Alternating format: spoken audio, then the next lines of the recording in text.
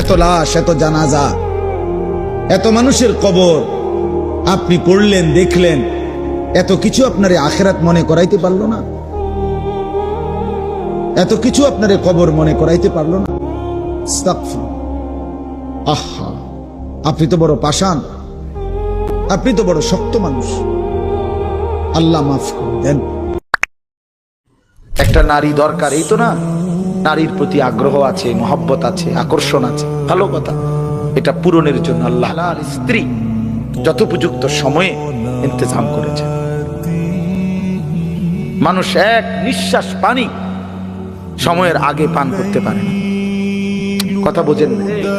কত জায়গায় আমগো তুমি, কত জায়গায় কত বাত্রা ইন্দাত হই, সারা দিন বয়ান কইরাও আমি অনেক সময় আছে হোটেলে গিয়ে ভাত খেয়েছি, সময় মিলাইতে পারছি না।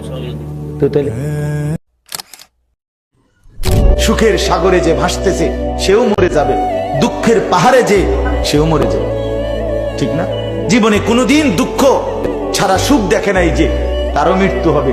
জীবনে কোনোদিন এক সেকেন্ডের জন্য যার কোনো দুঃখ নাই সেও মরে যাবে, মরে যাবে। এই হাসিও স্থায়ী না, এই কান্নাও, কথা বলেন না,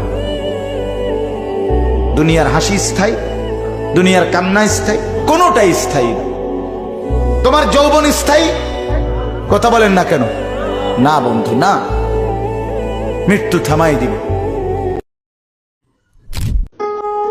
তুমি মা বাপ, আত্মীয় স্বজন, ভাই বন্ধু, পাড়া পড়োশি, ফ্রেন্ড, বন্ধু, ধোকা ধোকা, এরা কেউ শেষ পর্যন্ত থাকবে না। তুমি আমি একাই,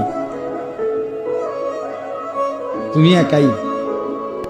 হয় তোমার বাবা আগে কবরে যাবে, অথবা তুমিও আগে কবরে যেতে, দেখা হবে না।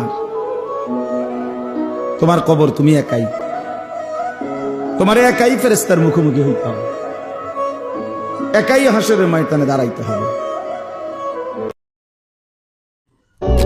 নওজোয়ান, তোমার মতো বয়সীও তো কত মানুষ কবরে আছে, আছে না? সে মরলো কেন ভাইয়া? বেকুব দেখে না? তুমি চালাক দেখে মরো না? না,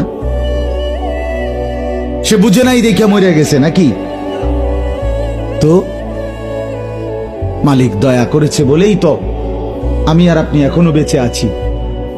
মালিকের সিদ্ধান্তের এক সেকেন্ড আর পৃথিবীতে আল্লাহর ফয়সালা চলে আসলে, মালাকুল মউত চলে আসলে, এরপরে এক সেকেন্ড থাকার সুযোগ মিলবে তো?